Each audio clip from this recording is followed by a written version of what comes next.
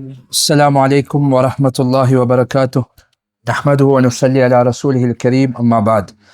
ஸல்லல்லாஹு அலைஹி வஸல்லம் அவர்களுடைய சில சஹாபாக்களை ரசூலுல்லா டைட்டில் கொடுத்தாங்க. முஆத் இப்னு ஜபலை நாங்கள் பார்த்தோம். அலமுஹும், உங்களில் ஆக அறிஞ்சவர், ஃபிக்ஹுடைய துறையில் ஆக உயர்ந்தவர் ஹஸரத் முஆத் இப்னு ஜபல் தான்.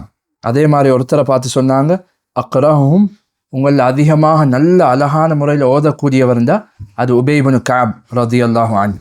அல்லாஹ் ஜல்ல ஷானஹு தஆலா சஹாபாக்கள் ஒவ்வொருத்தருக்கும் ஒவ்வொரு டேலண்ட்டை கொடுத்தாங்க. உங்களுக்கு தெரியும், ஒரு கம்யூனிட்டி, ஒரு மக்கள், ஒரு ஊருந்து வந்தால் எல்லாருக்கும் எல்லா விஷயமும் இருக்காது. ஒவ்வொருத்தருக்கும் அல்லாஹ் ஒவ்வொரு டேலண்ட்டை கொடுக்கறது. அதே மாதிரி சஹாபாக்கள்லையும் தான் உபை இப்னு கஅப் ரலியல்லாஹு அன்ஹு குர்ஆனில் மிக அழகாக தெளிவாக ஓதுறதுல மிகவும் பிரசித்தி பெற்றிருந்தாங்க. ஸல்லல்லாஹு அலைஹி வஸல்லம் சொன்னாங்க, 4 பேர்கிட்ட குர்ஆனை நீங்கள் எடுங்க. குர்ஆனை நீங்கள் எடுக்கணும்டா, அதாவது குர்ஆனை படிக்கணும்டா 4 பேர். ஒன்று முஆத் இப்னு ஜபல், 2வது அப்துல்லா இப்னு மஸ்ஊத், 3வது உபை இப்னு கஅப், 4வது சாலிம் மௌலா அபி ஹுதைஃபா. இந்த 4 பேர்கிட்ட குர்ஆனை எடுங்கன்றாங்க ஸல்லல்லாஹு அலைஹி வஸல்லம். அதே மாதிரி தான் புகாரிட ரிவாயத், குர்ஆனை ஒன்று சேர்த்த 4 பேர்களில் ஒருத்தர் தான் உபை இப்னு கஅப் ரலியல்லாஹு அன்ஹு. அபு ஸைத் பின் சாபித், உபை இப்னு கஅப், முஆத் பின் ஜபல். உபை இப்னு கஅப் ஸல்லல்லாஹு அலைஹி வஸல்லம் சொன்னாங்க, நீங்கள் எங்கட சஹாபாக்கள்ல அக்ரா உம்மத்தி உபை இப்னு கஅப், இந்த உம்மத்தில் ஆக அழகா ஓதுரத்தில் ஆக உயர்ந்தவர் தான், ஆக திறமை உள்ளவர் தான் அது உபை இப்னு கஅப் என்பதாக ஸல்லல்லாஹு அலைஹி வஸல்லம் அவர்கள் சொன்னாங்க. அதே மாதிரி தான் இவர் பனு நஜ்ஜார் கோத்திரத்தை சேர்ந்தவர்.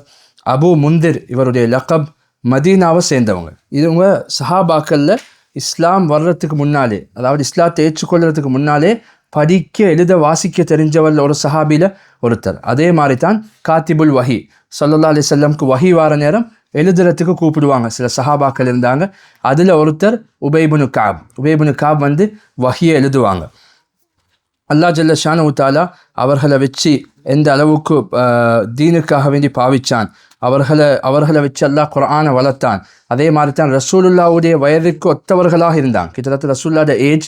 ஆனால் ரசூல் ஸல்லல்லாஹு அலைஹி வஸல்லம் குர்ஆன் அகாடமிக்கு பிரசிடெண்ட்டாக நியமிக்கிறாங்க உபை இப்னு கஅப். அப்போ உபை இப்னு கஅப் ரலியல்லாஹு அன்ஹு வேலை என்னென்னா குர்ஆனை படித்து கொடுக்கறது. குர்ஆனை படிக்கிறதுல சஹாபாக்கள் ஓதுறது மட்டுமல்ல, அந்த குர்ஆனுடைய தஃப்சீரும் தான். நீங்கள் குர்ஆனை கேள்விப்பட்டிருப்பீங்க, சபாக்ராத், 7 முறையில் குர்ஆனை ஓதுறது. 7 முறையில் குர்ஆன் ஓதுறதா நாங்கள் ஒரு உஸ்தாதுக்கிட்ட போய்ட்டு படிப்போம். படித்தோன்னே அவர் உங்களுக்கு இஜாசா தருவார். இஜாசாண்டா நான் இந்த உஸ்தாத்கிட்ட படித்தேன், அவரது உஸ்தாத், அவரது டீச்சர், அப்படியே போவோம் யாருக்கிட்ட? ரசூலுல்லாஹ் ஸல்லல்லாஹு அலைஹி வஸல்லம். யாரெல்லாம் கிராத்துடைய கோர்ஸ் படிக்கிறாங்களோ அவங்களோட தொடர்பு போகும் உபை இப்னு கஅப்ட்ட.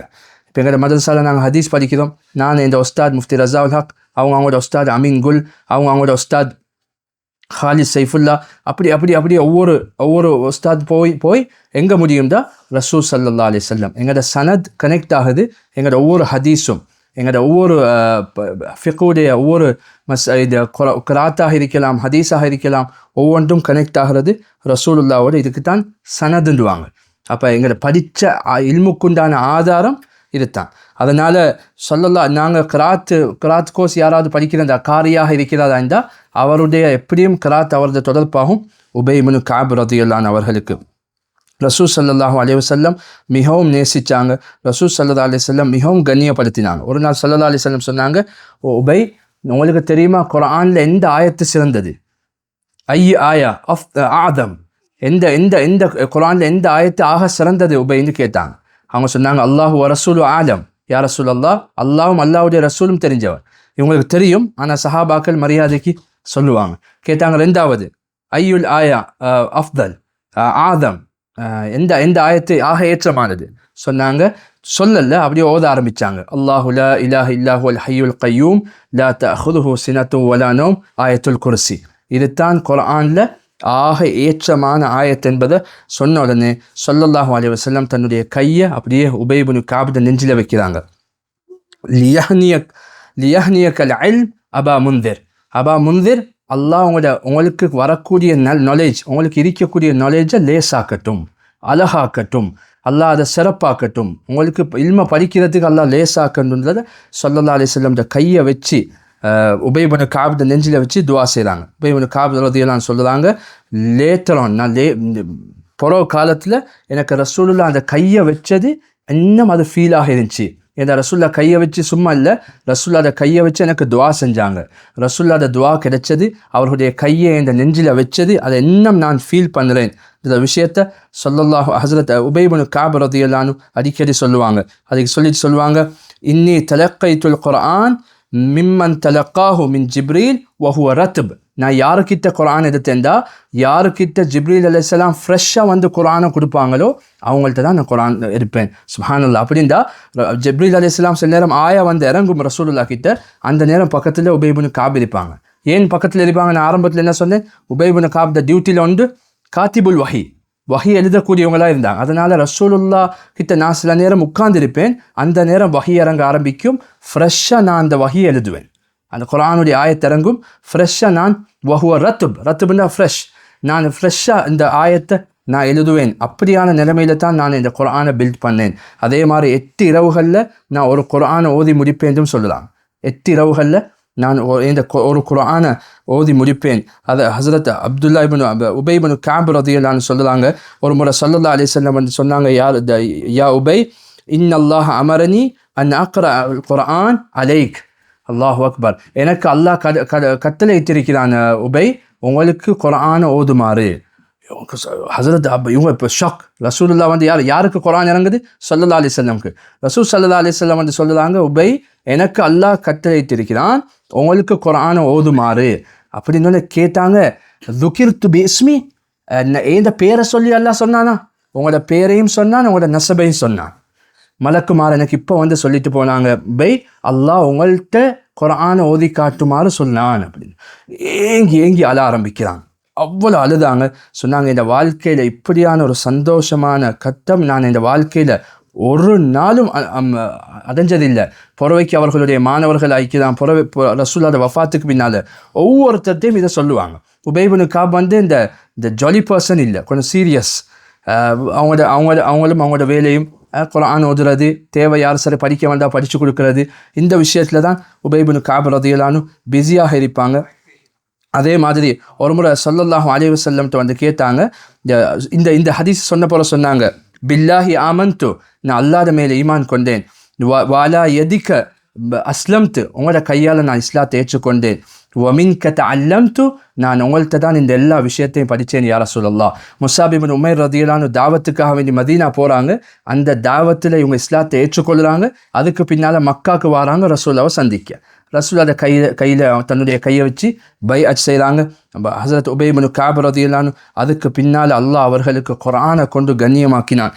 எந்த அளவுக்கு கண்ணியம் கொடுத்தாண்டா, ஹஸரத் ஸல்லல்லாஹு அலைஹி வஸல்லம் அவர்களை முக்கியமாக குர்ஆனுடைய விஷயத்துல எல்லாம் நியமித்து ரசூலுல்லாஹ்க்கு பின்னால் மஸ்ஜிது நபவியுடைய ஆஃபீஷியல் இமாம் உபய் இப்னு கஅப். ரசூலுல்லாஹ் மௌத்துக்கு பின்னால் ஆஃபீஷியல் இமாம் உமர் ரலியல்லாஹு அன்ஹு அவங்களுக்கு தனி ஒரு இடத்தை ஒதுக்கினான். இல்லை, இவர் தான் எங்கள் இமாம் சாப். யாராவது குர்ஆனை பற்றி விளங்கணுமா படிக்கணுமா, நீங்கள் உபய் இப்னு கஅப்ட்ட வாங்கண்டா. அப்போ உலகத்தில் நாங்கள் என்ன விளங்குறோம்டா, அல்லாஹ் ஸ்டேட்டஸ் கண்ணியம் முடிவு செய்கிறது எங்களோட தீனை வச்சு தான். அல்லாஹ் எங்களோட தீனை வச்சு நாங்கள் எப்போ குர்ஆனை சுமப்போமோ அல்லாஹ் எங்களை கண்ணியப்படுத்துவான். உபய் இப்னு கஅப் மதீனாவுடைய சந்திகளில் ஓடி சிரிஞ்சவர். உபய் இப்னு கஅபை யாரும் கணக்கெடுக்கல. எப்போ இஸ்லாத்தை ஏற்றுக்கொண்டு ரசூலுல்லாஹ் குர்ஆனை தன்னுடைய உள்ளத்தால் ஏற்றுக்கொண்டாங்களோ அல்லாஹ் உபய் இப்னு கஅபை என்ன சொன்னான்? ஸல்லல்லாஹு அலைஹி வஸல்லம் சொன்னாங்க, என்னுடைய உம்மத்தில் அழகாக ஓதுறதுல சிறந்தவர் உபய் இப்னு கஅப். ஹஸரத் உமர் ரலியல்லாஹு அன்ஹு சொன்னாங்க, சையதுல் முஸ்லிமீன், முஸ்லீம்களுடைய தலைவர் தான் அது உபய் இப்னு கஅப் தான். உபய் இப்னு கஅப் தான். ஒரு முறை உமர் ரலியல்லாஹு அன்ஹு எல்லாத்துல மஜ்மாலையும் உட்கார்ந்திருக்க கொள்ள சொல்லுறாங்க, உங்களுக்கு குர்ஆனை சரியாக ஓதணுமா உபய் இப்னு கஅப்ட்ட போங்க. உங்களுக்கு இஸ்லாத்துடைய ஃபிக்ஹுடைய சட்டங்களை படிக்கணுமா நீங்கள் முஆத் இப்னு ஜபல்கிட்ட போங்க. நீங்கள் வராசத் இன்ஹெரிட்டன்ஸ் அனந்தர சொத்தை பற்றி படிக்கணுமா ஸெய்த் பின் சாபித் கிட்ட போங்கன்னு உமர் ரலியல்லாஹு அன்ஹு ஓப்பனாக எல்லா சஹாபாக்களை வச்சு சொன்னாங்க. கடைசியாக சொன்னாங்க, உங்களுக்கு இங்கே ஃபைனான்ஷியல் விஷயத்தை பற்றி சரி படிக்கணுமா எனக்கிட்ட வாங்கண்டாங்க. ஏன்னா நான் தான் ஜஸ்டிஸில் மிகவும் துல்லியமாக நடந்து கொள்ளக்கூடியவன். ரசூலுல்லாஹ் என்னை அந்த நிலைமையில தான் வச்சுட்டு போனாங்க. மறுதியில் அந்த இடையில் இது வரனால ஞாபகம் வருது, ஒரு முறை தேன் பானி தேவை மருந்துக்கு. மறுதியில் அந்த ஒரு நோய் வந்துருச்சு, தேன் மருந்துக்கு தேவை. மும்மரதியிலான தேடுறாங்க எல்லாரும் இல்லை. ஆனால் பைத்துல் மாலில் இருக்கிறதா மெசேஜ் வந்துச்சு. பைத்துல் மாலுக்கு பொறுப்புள்ளவர் பைத்துல் மால். இப்போ பிரசிடென்ட் லொக்கரை திறந்தாச்சு எடுத்தாச்சு இல்லை, முழு கேபினட்டையும் வர சொல்லலாம். என்னத்துக்காக வேண்டி? சல்லி 50,000 கடனுக்கு இல்லை, ஒரு தேன் பானி, அதுவும் என்னது மருந்துக்கு, பெரிய போத்தலும் இல்லை, மருந்துக்கு முழு கேபினட்டை உட்கார வச்சு அப்ரூவ் பண்ணுற. என்ன விஷயம் அமீருல் மோமினின், எனக்கு மருந்துக்கு தேன் தேவை, பைத்துல் மாலில் இருக்குது, நான் இப்போ எடுக்கிறேன், அதுக்கு பின்னால் நான் ரிட்டர்ன் வச்சிடுவேன், இதுக்கு நீ அனுமதிப்பீங்களான்னு. அமீருல் மோமினின், உங்களுக்கு இல்லாததா? நீங்கள் வைத்தியத்துக்கு தானே கேட்குறீங்க, மருந்துக்கு தானே இல்லை, அப்பையும் இது பொது சொத்து, எனக்கு நினச்ச மாதிரி எடுக்கலான்னு ஒரு தேன் பானிக்காக வேண்டி முழு உம்மத்தையும் கொண்டு சேர்க்குறான். இன்றைக்கு அல்லாஹ் மன்னிக்கணும், என்னெல்லாம் உலகத்தில் நடக்குது, அதை எவ்வளோ வாழ்ந்து காட்டிட்டு போனாங்க. அதனால தான் இன்றைக்கும் அவர்களுடைய பேரை கேட்கக்கொள்ள மக்களுக்கு ஒரு உள்ளத்தில் ஒரு பயமும். ஒரு சஹாபி சொல்லாங்க, நான் எத்தனையோ முறை உமர்கிட்ட உட்காந்து கேள்வி கேட்க ட்ரை பண்ண நேலா, ஏன்னா உமர்த வந்து முன்னுக்கு உட்காந்தோடனே உடம்பெல்லாம் நடுங்க ஆரம்பிக்கும். அல்லாஹ் அவ்வளோ ராபண்ட அல்லாஹ் உமருக்கு கொடுத்திருந்தார். அதுதான் சஹாபாக்கள். ஹசரத் உமரோட இவங்க சரியான க்ளோஸ் ஆகியிருந்தாங்க. உபை இப்னு காப் இப்போ உமரை இவங்க ஓதுறதுக்கு எல்லாம் நியமிச்சிருக்கிறாங்க. உபை இப்னு காப் குர்ஆனை படித்து கொடுக்குறாங்க, எல்லாம் செய்யலாம். இப்போ உபை இப்னு காபுக்கு ஒரு ஆசை வந்துச்சு. இப்போ ரசூல்லா எல்லாருக்கும் இந்த உமர் எல்லாத்துக்கும் பொசிஷன் கொடுக்குறாங்களே, எனக்கும் ஆஃபீஸில் என்ன சரி தரமாட்டாங்களா? இது ஹசரத் உமர் ரதியல்லான்ட்டு போனாங்க. என்னமாவது ஒரு பொறுப்பு எனக்கும் தந்தா நல்லமே அப்படின்னு. உமர் ரதியல்லான் அல்ஹான் சுப்ஹானல்லாஹ் தெளிவுள்ளவங்க, தூர நோக்காக சிந்திக்கக்கூடியவங்க. உமர் ரதியல்லான் சொன்னாங்க, நான் உங்களுக்கு ஏதாவது ஒரு பொலிட்டிக்கல் பொறுப்பை தந்துட்டு வைப்போமே, உங்களை செக்ரட்டரியாவோ ஏதாவது பிரசிடென்ட்டாவோ என்னமாவது நியமிச்சுட்டா உங்களை இந்த குர்ஆனுடைய ஹித்மத்தை விட்டு நீங்கள் தூரமாகிடுவீங்க. நீங்கள் உங்களுக்கு அல்லாஹ் இதை தந்திருக்கிறான், ரசூலுல்லாஹ் உங்களுக்கு இதை சொல்லிட்டு போயிருக்கிறாங்க. நானும் விரும்புகிறேன் உபை, நீங்கள் குர்ஆனோடு இருந்து மக்களுக்கு குர்ஆன் மூலமாக பிரயோஜனம் அளிங்க. நீங்கள் என்னமாவது ஆஃபீஸில் ஏதாவது ஒரு பொறுப்பு எடுத்துட்டீங்கன்னா இந்த ஐல பிஸி ஆகினா இதில் குறைபாடு உண்டாகிடும். அதனால் இதுதான் முக்கியம். அந்த வார்த்தையோட உபை இப்னு கஅப் ரதியல்லாஹு விளங்கி கொண்டாங்க.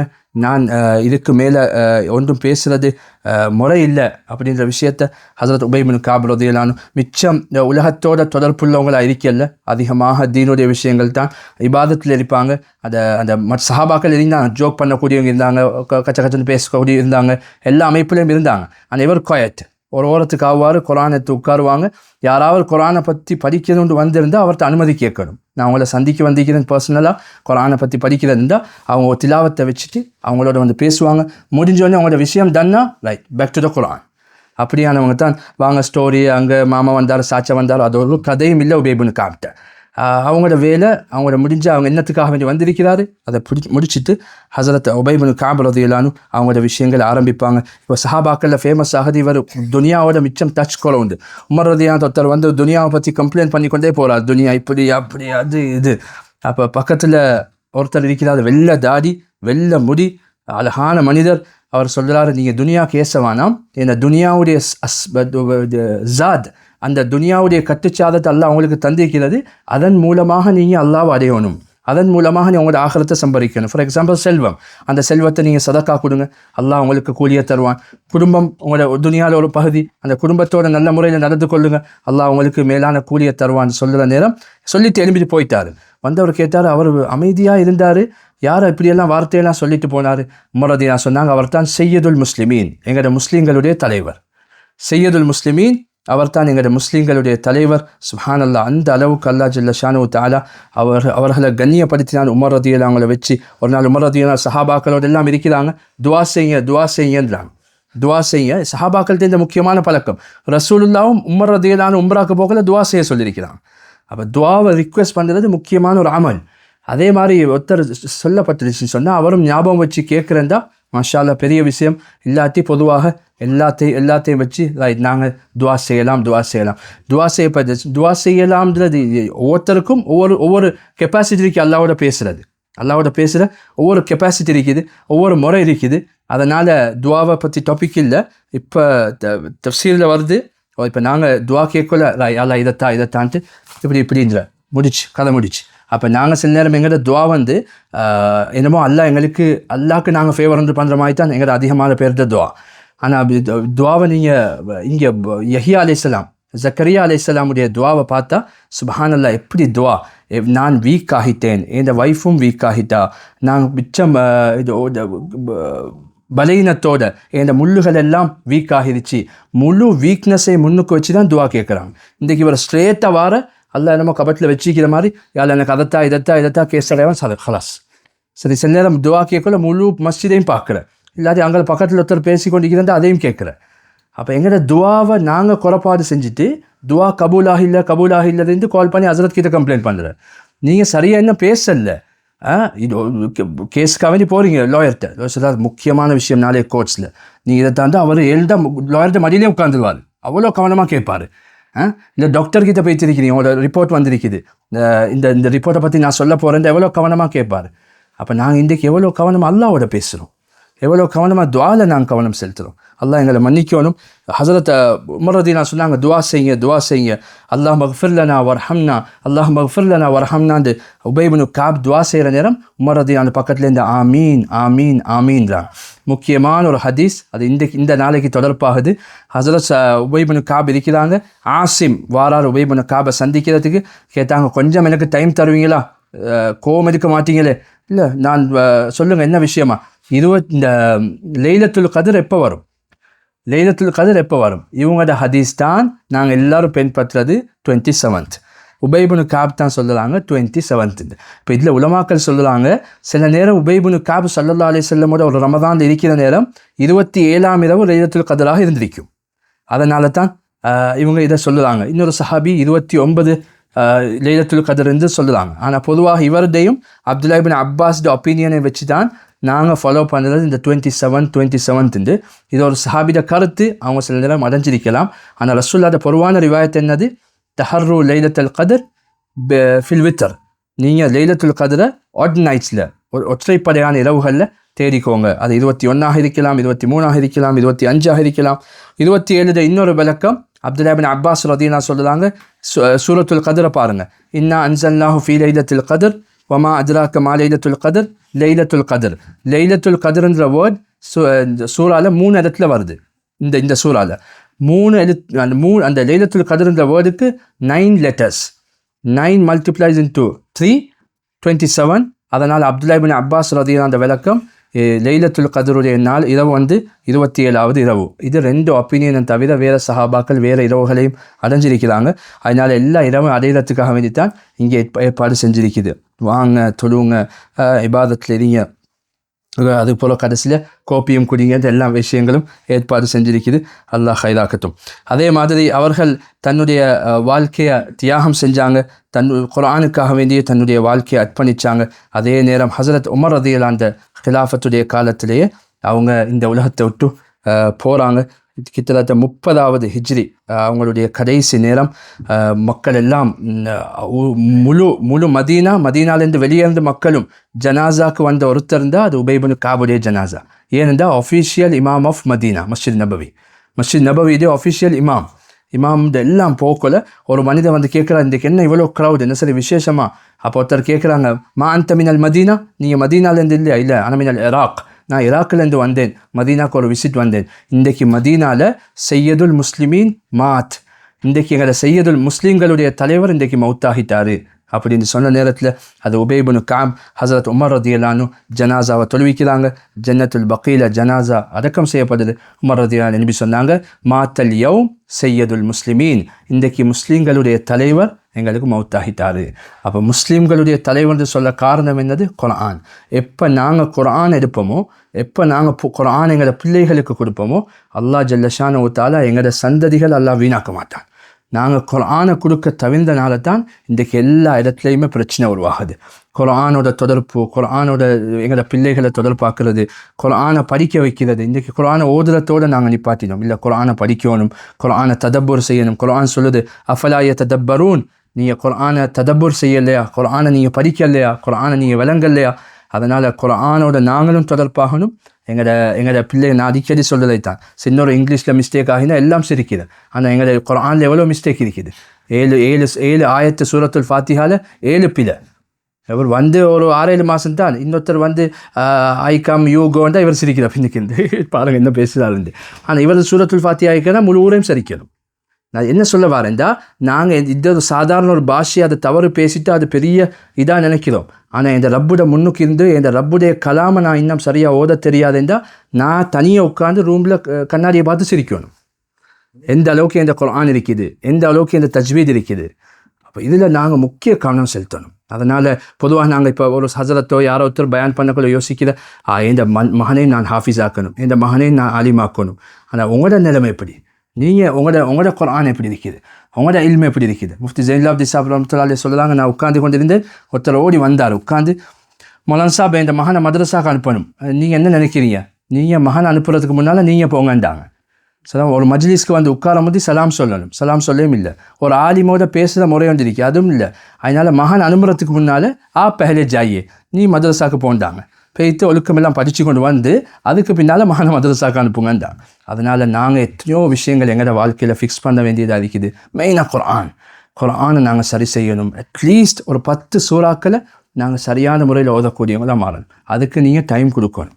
அதுக்கு நீங்கள் டைம் கொடுக்கணும். ஒரு நேரத்துக்கு இமாம்கிட்ட வந்து உங்களோட லோக்கல் இமாம்கள் இருப்பாங்க, போய் என்னை குர்ஆனை டெஸ்ட் பண்ணுங்கள், நான் ஓத வந்திக்கிறேன், இல்லாட்டி ஆன்லைன் சரி ஏதாவது ஒரு அமைப்பில் நாங்கள் இதை உருவாக்கினோம்னா அல்லாஹ் ஜல்ல ஷானஹு தஆலா எங்களோட வாழ்க்கையில் பரக்கத் செய்வான். குர்ஆனை சுமந்தவங்க யாருமே வீண் போனதில்லை. கடைசி அட்வைஸ் உபை இப்னு கஅப், இத்தஹத் குர்ஆன இமாமா, உங்களோட குர்ஆனை உங்களோட இமாமாக எடுத்துக்கோங்க.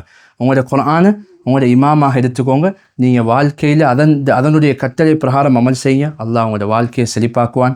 வாஹிர் தாவானா அனில் ஹம்துலில்லாஹி ரப்பில் ஆலமீன்.